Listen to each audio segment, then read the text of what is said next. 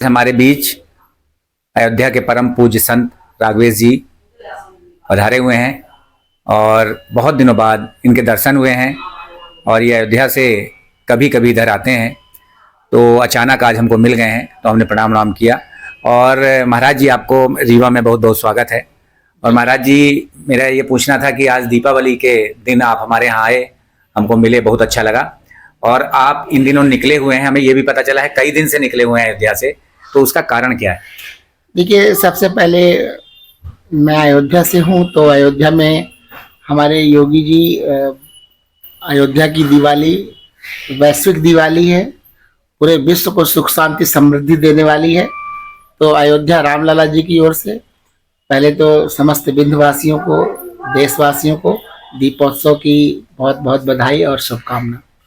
मैं इधर आया था मध्य प्रदेश में, इधर चुनाव चल रहे हैं और 17 नवंबर को यहाँ वोटिंग भी है। तो मैं यहाँ का हालचाल लेने के लिए, अपने शिष्यों से मिलने जुलने के लिए आया हुआ था। और यहाँ की स्थिति बहुत अच्छी है।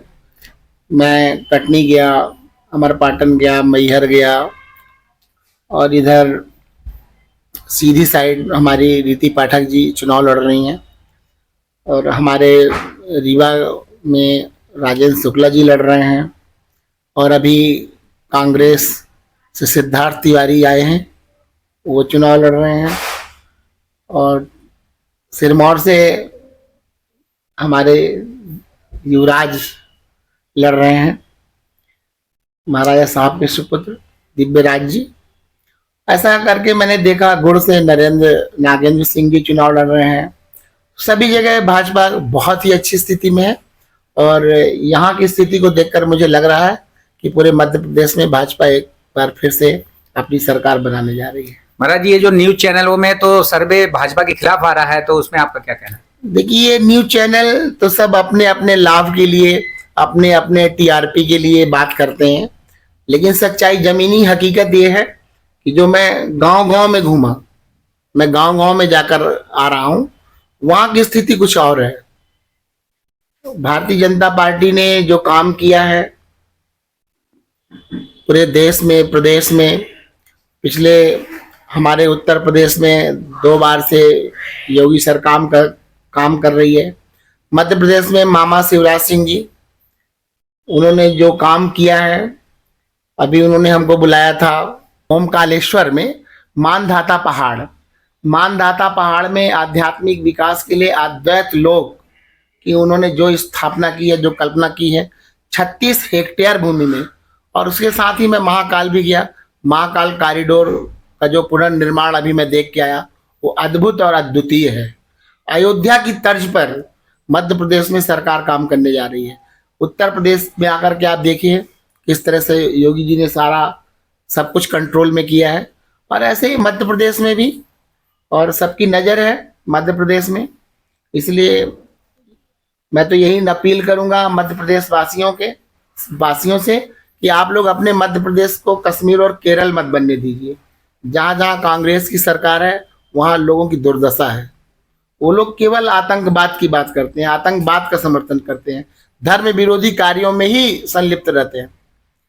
कांग्रेस ने अभी WC की बैठक करके, मैंने सुना, कुछ ने हमास का समर्थन किया, जहाँ नृशंस लोग, हत्यारे हैं, जो वहाँ के इजराइल के सैनिकों को जंजीरों में बांधकर जिंदा जलाया। मतलब थोड़ा भी तरस नहीं आ रहा कि हमको किसका साथ देना चाहिए।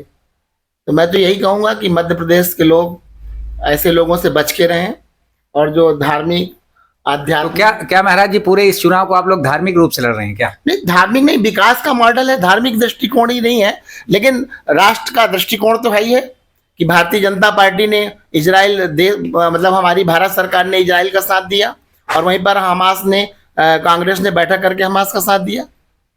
तो राष्ट्र के विरोध में आप इजराइल में जाके देखिए, जो देश के खिलाफ काम करता है। तो क्या जो प्रदेश के चुनाव होंगे अब तो इंटरनेशनल स्तर पर जो बातें हो रही हैं उस पर होंगी क्या? नहीं, बिल्कुल। देखिए, राष्ट्र सर्वोपरि है। हम राष्ट्र को सापेक्ष मान करके, राष्ट्र को आगे रख करके ही कोई काम करते हैं। कांग्रेस ने तो 1991 में सुप्रीम कोर्ट में हल्फनामा दिया था कि राम काल्पनिक है, राम का तो अस्तित्व ही नहीं है।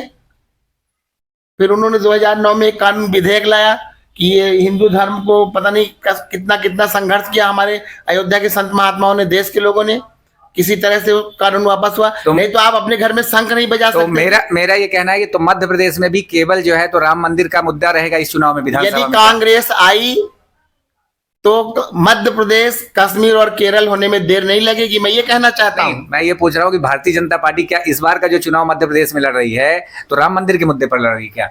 नहीं, विकास का मुद्दा है, इतने क्यों राम मंदिर आप बीच में ला रहे हैं?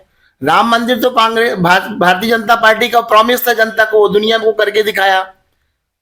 कश्मीर का मैटर 370 धारा हार करके दिखाया। जो राष्ट्रीय इश्यूज हैं, जो उन्होंने अपने संकल्प पत्र में लिखे थे, उसको करके जो नहीं किया है उसको भी भाजपा कर रही है। तो आपका ये कहना है कि मध्य प्रदेश में आपकी पार्टी फिर आ रही है? बिल्कुल निश्चित आ रही है, निश्चित भारतीय जनता पार्टी यहाँ रिपीट हो रही है, फिर से सरकार बना रही है। कितनी सीटों में?